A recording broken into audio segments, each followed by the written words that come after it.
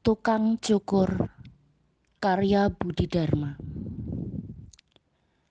Gito, anak ngetas Pejaten, kawasan pinggiran kota Kudus. Setiap hari kecuali Minggu dan hari libur, berjalan kaki, pergi pulang hampir 14 kilo ke sekolahnya, sekolah dasar di Jalan Dendels. Karena banyak jalan menuju ke sekolahnya, Gito bisa memilih jalan mana yang paling disukainya. Kalau perlu, dia juga lewat jalan-jalan kecil yang lebih jauh untuk menyenangkan hatinya. Seperti anak-anak lain, Gito sehari hanya makan 1 kali setelah pulang sekolah. Juga seperti anak-anak lain, Gito tidak mempunyai sandal, apalagi sepatu. Guru-guru pun bertelanjang kaki. Kalau ada guru memakai sepatu atau sandal, pasti sepatu atau sandalnya sudah reot. Pakaian Gito, demikian juga pakaian teman-temannya, serba compang-camping, penuh tambalan. Demikian pula pakaian para guru. Semua pakaian sudah luntur warnanya, dan kalau di winter, warnanya bisa tampak agak cerah, tapi dalam waktu singkat luntur lagi. Gito tahu cara menangkal kelaparan. Kalau mau, dia bisa menangkap ikan di sungai tidak jauh dari rumahnya. Pada waktu pulang dari sekolah, kadang-kadang Gito lewat pasar Johar, tidak jauh dari stasiun jurusan Pati, Juwana, Rembang, dan jurusan Pecangaan, Jepara. Di pasar itu dia bisa memunguti remah-remah gula Jawa, gula yang bermanfaat untuk melawan rasa lapar. Tidak jauh dari rumahnya ada pabrik bungkil kacang tanah untuk pakan ternak. Kadang-kadang Gito juga memunguti remah-remah bungkil kacang tanah. Meskipun dia tahu bungkil kacang tanah bisa menyebabkan sakit perut dan gondongan. Leher bisa membengkak sampai besar. Di rumah, kalau beras padi habis, ayah, ibu, dan Gito, satu-satunya anak ayah dan ibunya, makan beras jagung, dan kalau beras jagung habis, mereka makan ketela pohon. Pada suatu hari, ketika pulang dan melewati kedai gulai kambing kakek Leman, seorang laki-laki tua yang selalu memakai udeng Jawa di kepalanya. Gito dipanggil oleh kakek Leman. Gito diberi makan, lalu seperti biasa disuruh membersihkan rumput di pekarangan belakang kedai. Kakek Leman bertanya, "Gito, apa kamu tidak melihat tukang cukur di bawah pohon cemara?" Kakek Leman membuka udengnya, lalu memutar tubuhnya kemudian berkata, "Lihat ini," sambil meminggirkan rambutnya. Tampak bekas luka, bukan luka biasa, tapi agak dalam. Kakek Leman bercerita tanpa diketahui dari mana asal-usulnya. Tiba-tiba pada suatu hari ada tukang cukur di bawah pohon cemara dekat simpang 3 jalan yang menghubungkan jalan stasiun dengan jalan Bitingan. Beberapa langganan kakek Leman, kata kakek Leman, juga heran mengapa tiba-tiba ada tukang cukur di situ. Di antara 5 pelanggan kakek Leman yang pernah dicukur di situ, 3 orang telah dilukai kepalanya. Tukang cukur selalu meminta maaf, katanya tanpa sengaja. Tapi semua korban yakin tukang cukur itu memang sengaja melukai mereka. Tukang cukur berkata, kata langganan kakek Leman, tukang cukur adalah pekerjaan yang paling mulia. Hanya tukang cukurlah yang berhak memegang-megang kepala orang lain. Kalau bukan tukang cukur, pasti orang yang dipegang kepalanya merasa dihina dan marah.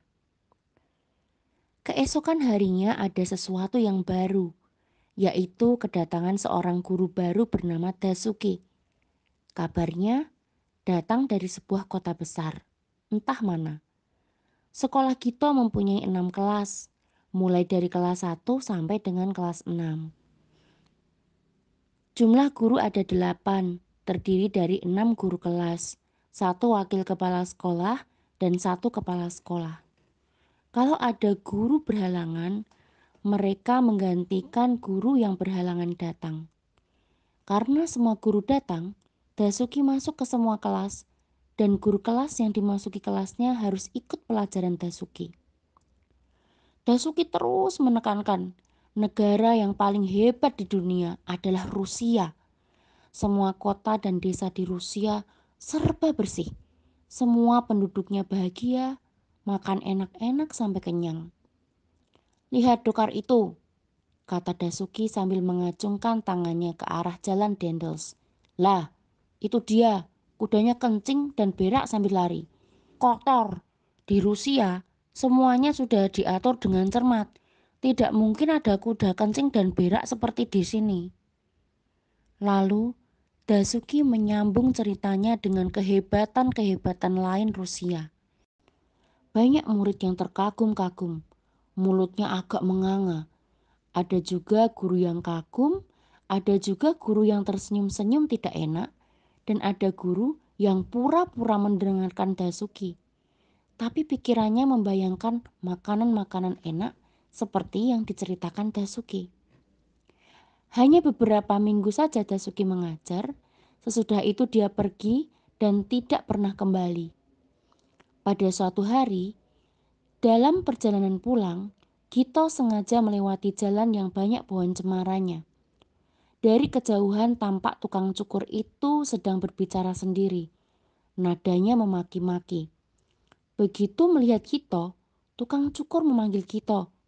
"Sini kamu," kata tukang cukur. "Saya cukur." Tukang cukur berjalan mendekati. Gito berhenti seperti patung. Tapi begitu tukang cukur sudah dekat, Gito lari kencang dengan kekuatan penuh.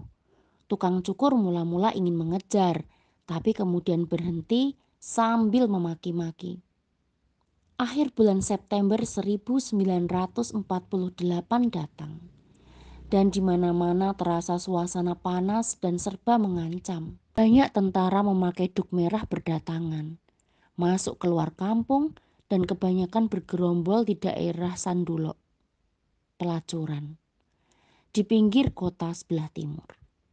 Kemudian beberapa kali selama 24 jam terdengar tembakan-tembakan.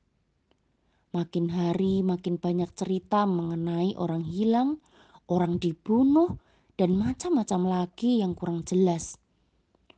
Mata uang Republik Indonesia dinyatakan tidak berlaku, diganti dengan mata uang pemerintah komunis, mirip kupon. Harga semua barang makin melompat-lompat. Pada suatu siang, ada pemandangan yang menakjubkan. Tukang cukur berpakaian tentara, memakai duk merah, menenteng senjata, beserta dengan beberapa tentara lain masuk ke daerah di belakang rumah sakit, didahului oleh beberapa orang yang tangannya diikat. Diam-diam Gito mengikuti mereka. Ketika sampai lapangan terbuka, mereka berhenti dan Gito bersembunyi di balik semak-semak. Gito menyaksikan orang-orang yang diikat tangannya digertak-gertak oleh tukang cukur dan teman-temannya.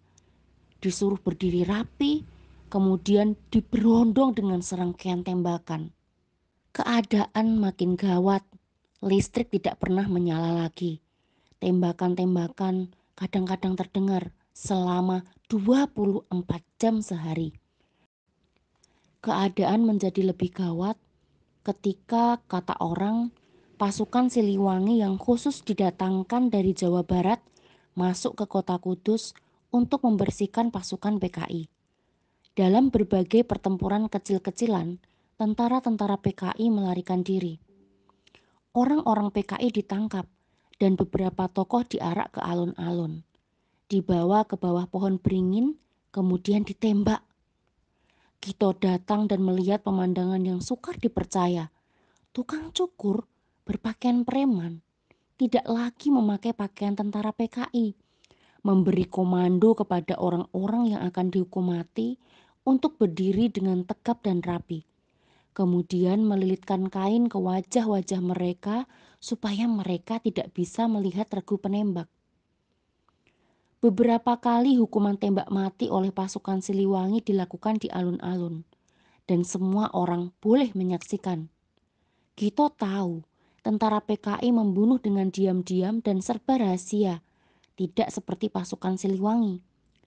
Dalam beberapa peristiwa hukuman mati itu, tukang cukur tampak mondar-mandir dengan sikap gagah. Kabar tidak jelas beredar. Pada suatu hari, tukang cukur itu dihajar oleh tentara Siliwangi dengan tuduhan dia membuat daftar orang-orang yang dibencinya untuk dihukum mati tanpa bukti. Hari demi hari berjalan terus. Makin lama suasana makin mencekam. Dan akhirnya bulan Desember 1948 tiba. Pasukan Siliwangi telah meninggalkan Kudus, mengejar tentara-tentara PKI yang terus terdesak ke timur sampai Pati, Juwana, Rembang, melebar ke Cepu dan Blora. Setelah Kudus ditinggal oleh pasukan Siliwangi, pada suatu hari ketika fajar hampir tiba, seluruh kota Kudus terasa bergetar-getar. Langit dilalui pesawat cocor merah yang terbang sangat rendah. Datang dan pergi lagi. Pesawat cocor merah, itulah pesawat kebanggaan Belanda. Begitu matahari terbit, pesawat-pesawat cocor merah mulai menyapu kota Kudus dengan tembakan-tembakan dahsyat. Peluru-peluru berat mendesing di sana-sini. Jenazah berkelimpangan di sana-sini pula. Beberapa bagian getas pejaten juga dihujani peluru, tapi hanya tempat-tempat tertentu. Kemudian rumah Gito juga terhantam beberapa peluru. Ayah Gito segera mengajak Gito dan ibunya lari dari pintu belakang, menyeberang jalan, masuk ke sebuah gang yang berliku-liku, mengungsi ke rumah Pak Ruslan, sahabat ayah Gito. Keluarga Ruslan menyambut mereka dengan baik, memberi mereka karet tebal untuk digigit kalau ada bom meledak, dan juga penutup kuping. Mereka bertahan di tempat perlindungan bawah tanah hampir 2 hari, tanpa makan. Ruslan membagikan pil untuk membuat perut kenyang. Akhirnya, sekitar jam 3 siang, tank-tank Belanda diikuti banyak panser dan tentara berlari-lari kecil memasuki kota Kudus dari arah kota Demak. Kota Kudus dan seluruh daerah di pinggirannya resmi diduduki pasukan Belanda. Selama hampir 1 minggu, Kudus bagaikan kota mati. Keluarga Ruslan meninggalkan rumahnya, entah pergi kemana. Tentara-tentara Belanda masuk ke kampung-kampung, menangkap semua pemuda yang dicurigai, lalu dibawa entah kemana. Setelah keadaan tenang, Gito mulai sekolah. Dan seperti biasa, dia berjalan kaki.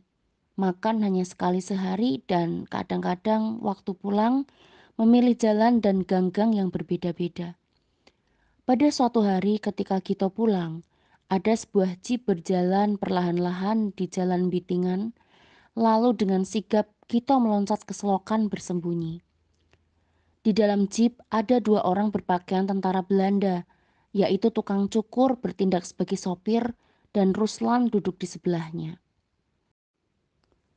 Hampir setiap malam ada tembak-menembak. Gerilyawan pejuang Indonesia masuk kota. Hari demi hari berjalan terus, sampai akhirnya Gito masuk SMP tidak jauh dari alun-alun. Pada bulan Desember 1949, semua tentara Belanda ditarik dan masuklah tentara Indonesia dari sekian banyak markas daruratnya, kebanyakan di daerah Gunung Muria. Gito mendengar penarikan tentara Belanda adalah hasil konferensi meja bundar di Belanda antara wakil Indonesia dan wakil Belanda. Pasukan Belanda harus meninggalkan Indonesia, kecuali Irian Barat, sekarang Papua. Tukang cukur dan Ruslan hilang tanpa jejak. Ketika Gito sudah naik kelas 2, suasana Kudus tegang lagi.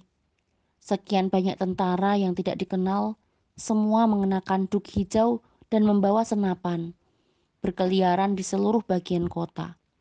Seperti dulu, banyak di antara mereka menggerombol di kawasan Sandulok. Suasana makin hari makin muram, sampai akhirnya sekitar jam 1 malam, kita terbangun mendengar tembakan tanpa henti tidak jauh dari rumah. Sekitar jam 6 pagi suasana menjadi betul-betul senyap. Tersebarlah berita, pertempuran hebat di bekas pabrik rokok Niti Semito, tidak jauh dari rumah kita, telah berakhir. Sebagian tentara liar terjebak di bekas pabrik, dan sebagian melarikan diri, kemungkinan menuju ke arah Gunung Merapi dan Merbabu. Kita baru tahu, tentara liar itu dikenal dengan tentara NII, Negara Islam Indonesia, dan akan menjatuhkan pemerintah Indonesia, menjadikan Indonesia sebagai negara Islam. Ketika kita tiba di bekas pabrik rokok, sudah banyak orang berkerumun di sana. Semua mayat ternyata yang terjebak di pabrik sudah diangkut keluar, dibaringkan di pinggir jalan. Salah satu mayat itu tidak lain dan tidak bukan adalah tukang cukur.